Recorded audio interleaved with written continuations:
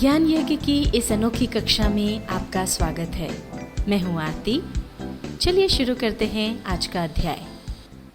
MS PowerPoint 2007 के इस अध्याय में हम सीखेंगे एनिमेशंस टैब के तहत transition to this slide block में स्लाइड में टाइम देना, स्लाइड ट्रांजिशन का उपयोग करना और ट्रांजिशन साउंड का उपयोग करना। आगे जब आप और स्लाइड्स बनाना शुरू करेंगे तो आपको कुछ और चीज़ों की ज़रूरत पड़ेगी। जैसे आप टेक्स्ट लिखेंगे तो आपको वहाँ पर कोई भी फाइल ओपन करना है, सेव करना है, सेलेक्ट करना है, टाइम डेट इत्यादि डालना है। तो ये चीज़ें हमने आपको नोटपैड में सिखाई हुई हैं। इसी के साथ text alignment, paragraph setting, bullets और नंबरिंग डालना है या स्पेलिंग ग्रामर चेक करना है। तो ये चीज़ें हमने आपको MS वर्ड में सिखाई हुई हैं। इनकी अगर आपको और ज़रूरत हो आप उन चैप्टर्स में जा कर के और इनको एक बार फिर से देख सकते हैं, सीख सकते हैं। कि यहाँ पर हमने पहली स्लाइड हमारी तैयार कर ली है। यहाँ पर एक बात हम आपको और बता दें, अगर आपने स्लाइड में टेक्स्ट पहले अपना लिख लिया है और बाद में अगर उसका लेआउट आप चेंज करना चाहते हैं तो वो भी कर सकते हैं। उसके लिए ये यहाँ पर लेआउट पर आप जाएं, एरो पर क्लिक करें। अब इसमें से जो भी लेआउट आपको चाहिए, मान लीजिए हम केवल टाइटल चाहते हैं तो इस पर हमने क्लिक किया तो ये देखिए हमारा टाइटल यहाँ टॉप पर आ गया। और ये हमको नहीं चाहिए टेक्स्ट तो इस पर हमने क्लिक किया और डिलीट कर देंगे। तो अब ये हमारी पहली स्लाइड जो है वो हो गई ओनली टाइटल की। इसमें टाइटल डला है। अब आगे काम करने के लिए ये न्यू स्लाइड पे यहाँ से आप नई स्लाइड ले सकते हैं। अगर आप यहाँ से स्लाइड लेंगे, इस पर क्लिक करेंगे तो जैसी ये स्लाइड है बिल्कुल इसी तरह की दूसरी स्लाइड आ जाएगी, मतलब वो भी केवल टाइटल वाली होगी। तो आपको अब आगे जो भी मैटर लिखना है उसके हिसाब से यहाँ से आपको जिस भी प्रकार का मैटर लिखना है और जैसी स्लाइड चाहिए वैसी आप ले सकते हैं। जैसे मान लीजिए हमें ऊपर टाइटल और फिर यहाँ पर टेक्स्ट या कंटेंट चाहिए तो हम इस तरह की स्लाइड ले लेते हैं। अब यहाँ पर एक चीज़ आपको और बता दें कि आगे आपको मान लीजिए आपको अपना प्रेजेंटेशन हिंदी में बनाना है और आपको हिंदी का मैटर लिखना है। तो उसके लिए जैसा कि हमने आपको पहले बताया था, यहाँ पर आप क्लिक करें। इसके बाद होम टैब में फ़ॉन्ट ब्लॉक जो है उस पर आप जाएं और ये यहाँ से आपका फ़ॉन्ट जो है वो आप चेंज कर लें। यहाँ पर क्लिक करने के बाद हमको जो भी हिंदी के फ़ॉन्ट हमारे सिस्टम में अवेलेबल हों उसमें से हम वो चुन सकते हैं। हमने ये जो फ़ॉन्ट है वो चुना और अब यहाँ पर हम लिखना शुरू कर देंगे। ये देखिए ये हमने टाइटल डाल दिया हिंदी में MS पावरपॉइंट। इसी तरह से आगे भी जो आपको टेक्स्ट हिंदी में लिखना हो वो आप यहाँ से लिख सकते हैं। ये उदाहरण के रूप में हमने आपको बता दिया किस तरह से आप हिंदी में टाइप करें। और अगर आपको हिंदी टाइपिंग में कहीं कोई तकलीफ आती है तो हमने हिंदी टाइपिंग ट्यूटोरियल में आपको सिखाया हुआ है किस तरह से हिंदी में टाइप करें। तो वहाँ पे जा कर के आप उस अध्याय को देख लें एक बार फिर से और उसकी मदद से आगे टाइप कर लें। और अब नीचे का जो टेक्स्ट है उस पर क्लिक करके हम माइक्रोसॉफ्ट पावरपॉइंट 2007 के अंतर्गत जो पॉइंट्स लेना चाह रहे हैं वो यहाँ पर डाल रहे हैं। ये हम बताते जा रहे हैं माइक्रोसॉफ्ट पावरपॉइंट क्या है। ये प्रेजेंटेशन ग्राफिक्स प्रोग्राम है और ये माइक्रोसॉफ्ट ऑफिस 2007 का ही एक हिस्सा है और इसमें हमको बहुत सारी सुविधाएं जैसे एनिमेशन, साउंड वगैरह मिलती हैं। तो इस तरह से हमने हमारा जो टाइटल है माइक्रोसॉफ्ट पावरपॉइंट 2007 उसके अंतर्गत जो उसकी कुछ खासियत हैं वो यहाँ पर टाइप कर दी। ये हमारी दूसरी स्लाइड तैयार हो गई। अब हमको और नई स्लाइड चाहिए तो उसी तरह से वापस हम जा कर के एरो पर क्लिक करेंगे और ये टाइटल एंड कंटेंट वाली एक और स्लाइड हमने ले ली। टाइटल पर जा कर के पहले हमने क्लिक किया। अब हम बताना चाह रहे हैं इसके फीचर्स। टेक्स्ट के लिए हमने क्लिक किया और ये हम अपने पॉइंट्स यहाँ पर डालते जाते हैं। ये इसके कुछ फीचर्स जो हैं वो हमने यहाँ पर डाले। इसके साथ ही हमारी तीसरी स्लाइड तैयार हो गई। इस तरह से आपका जो भी टॉपिक है जिसका प्रेजेंटेशन आपको तैयार करना है उसके लिए जितनी भी स्लाइड्स आपको चाहिए उतनी स्लाइड्स आप इसी तरह से जो हमने उदाहरण दिया है उसी प्रकार से बनाते जाइए। अब ये हमने सारी जो स्लाइड्स हैं वो यहाँ पर उदाहरण के लिए बना करके रख ली हैं और अब हम इस पर आगे काम करते हैं। अब हम आपको सिखाते हैं कि किस तरह से आप इन्हें प्रेजेंट करें। इनको प्रेजेंट करने के लिए या स्लाइड शो के लिए या तो आप अपने कीबोर्ड पर F5 की प्रेस कर दें। जैसे ही आप वो प्रेस करेंगे, ये देखिए ये स्लाइड शो शुरू हो जाएगा। पर यहाँ पर चूँकि हमने कोई भी इसमें टाइम नहीं दिया है, इसलिए अब अगर आपको अगली स्लाइड चाहिए तो आपको या तो माउस से इस पर क्लिक करना होगा और या फिर कीबोर्ड से आगे बढ़ाने के लिए डाउन की या फिर राइट की का उपयोग करना होगा, इस तरह से।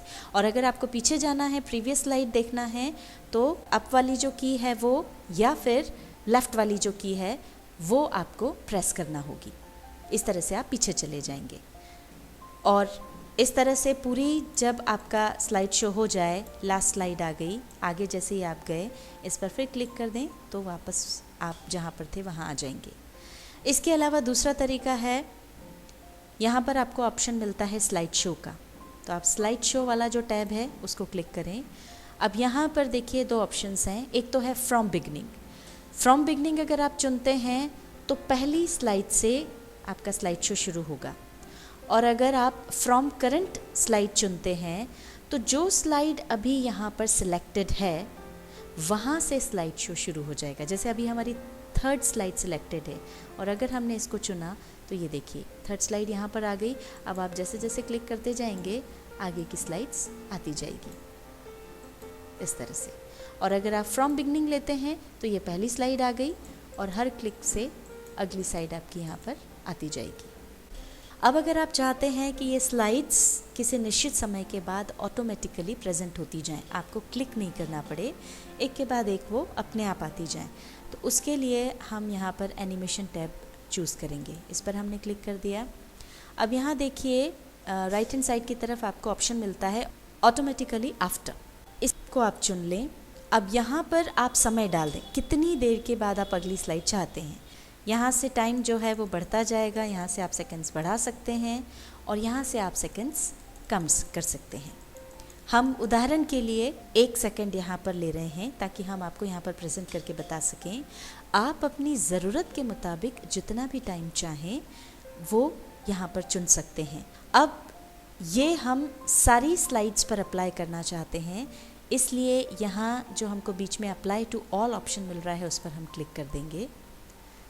अब इसके बाद हमने कीबोर्ड पर F5 की को प्रेस किया तो ये देखिए हर 1 सेकंड के बाद आप देख रहे हैं अगली स्लाइड अपने आप आती जा रही है। अब इस पर क्लिक करेंगे तो हम वापस जहाँ थे वहाँ पहुँच गए। ये तो हमने अभी टाइम देना सीखा कि किस तरह से हमारा स्लाइड शो जो है वो एक पर्टिकुलर टाइम के बाद ऑटोमेटिकली प्रेजेंट होता जाए, सारी स्लाइड्स एक के बाद एक आती जाएं। अब अगर मान लीजिए आप इसमें साउंड डालना चाहते हैं कि जब भी आपकी कोई स्लाइड आए तब उसके साथ कोई साउंड अटैच्ड हो, हर स्लाइड के साथ वो साउंड आए, तो यहाँ देखिए बीच में आपको ये साउंड वाला ऑप्शन मिलता है, ट्रांजिशन साउंड, कि जब भी कोई स्लाइड चेंज होगी नई स्लाइड के आने के साथ ही उसमें एक साउंड आएगा। यहाँ पर आप क्लिक जब करेंगे एरो पर तो ये आपको अलग अलग साउंड मिलेंगे। ये देखिए आप जब उस पर जाएंगे तो ये आपको अलग अलग साउंड सुनाते जाएंगे। अब इसमें से जो भी आपको अच्छा लगता है वो आप चुन सकते हैं। मान लीजिए आपको ये चाइम वाला साउंड चाहिए, इस पर आप क्लिक कर दें। अब इस स्लाइड के लिए ये वाला साउंड जो है वो फिक्स हो गया है। अगर आप ये साउंड सारी स्लाइड्स में चाहते हैं तो अप्लाई टू ऑल कर दें, चाहे तो आप हर स्लाइड के लिए अलग साउंड ले सकते हैं, और अगर सेम साउंड चाहिए तो अप्लाई टू ऑल कर दें। अब जब आप इसको प्रेजेंट करेंगे तो हर स्लाइड के आने के साथ ही ये साउंड आएगा। ये देखिए इस तरह से। अगर आप ये साउंड नहीं चाहते हो, आपको साउंड हटाना हो, तो फिर आप वापस ट्रांजिशन साउंड पर जा कर के यहाँ क्लिक करें और नो साउंड पर क्लिक कर दें, तो साउंड हट जाएगा। और ध्यान रखें कि अगर आपने सारी स्लाइड्स पर अप्लाई किया हो उस साउंड को, तो उसको हटाने के लिए भी उसे अप्लाई टू ऑल करना होगा। इसके बाद हम देखते हैं कि जब भी कोई नई स्लाइड आए तो किस तरह से आए। ट्रांजिशन के समय स्लाइड किस तरह से नज़र आए उसके लिए यहाँ पर ये अलग अलग स्टाइल्स दी हुई हैं। ये अलग अलग ट्रांजिशन के तरीके हैं, इनमें से आप कोई भी चुन सकते हैं। इसके अलावा जब आप यहाँ मोर पे जाएंगे तो आपको और अलग अलग स्पेशल इफ़ेक्ट्स मिलेंगे। तो एक स्लाइड से दूसरी स्लाइड के बीच का जो समय रहेगा, उनका जो ट्रांजिशन रहेगा, उसमें जो स्पेशल इफ़ेक्ट्स आप और दे सकते हैं वो ये यहाँ पर इस तरह से दिए हैं। आप अगर इस पर रखेंगे तो ये देखिए आपको प्रीव्यू नज़र आता जाएगा। ये लेफ़्ट से आएगा या ये राइट से आएगा, ये नीचे से ऊपर आएगा, गोल घूमते हुए आएगा। मान लीजिए हमने ये चुना व्हील क्लॉकवाइज, ये देखिए इस तरह से आपकी जो स्लाइड है वो आएगी। अगर आपको इसे सारी स्लाइड्स पर अप्लाई करना हो तो फिर आप इसे अप्लाई टू ऑल कर दीजिए। अब अगर आप देखना चाहते हैं तो F5 आप की प्रेस कीजिए। ये देखिए अब आपकी हर स्लाइड इस तरह से क्लॉकवाइज व्हील में घूमते हुए आएगी। और इससे बाहर आना है तो एस्केप की दबा दीजिए, आप वापस जहाँ हैं वहाँ पर आ जाएंगे। अभी स्लाइड शो के दौरान हमने देखा कि ये स्पेशल इफ़ेक्ट ट्रांजिशन, स्लाइड्स के ट्रांजिशन के दौरान किस तरह से दिखेगा। अब अगर आप इसकी गति तेज या कम करना चाहते हैं तो यहाँ पर ये ट्रांजिशन स्पीड को नियंत्रित करने के लिए होता है। अब इसमें स्लो, मीडियम, फास्ट ये 3 ऑप्शन हैं। अगर आप इसे फास्ट करना चाहते हैं तो फास्ट चुन लें, मीडियम चाहते हैं मीडियम रखें, स्लो चाहते हैं स्लो कर लें। मान लीजिए हमने स्लो किया तो अभी प्रीव्यू में आपने देखा किस तरह का दिखेगा। अब अगर आप इसे मीडियम चुनते हैं तो ये देखिए थोड़ा तेज हुआ। अगर आप फास्ट लेते हैं तो और तेज हो जाएगा, इस तरह से। MS पावरपॉइंट 2007 के इस अध्याय में एनिमेशन स्टेप के तहत transition to this slide block में हमने सीखा स्लाइड में टाइम देना, स्लाइड ट्रांजिशन का उपयोग करना और ट्रांजिशन साउंड का उपयोग करना।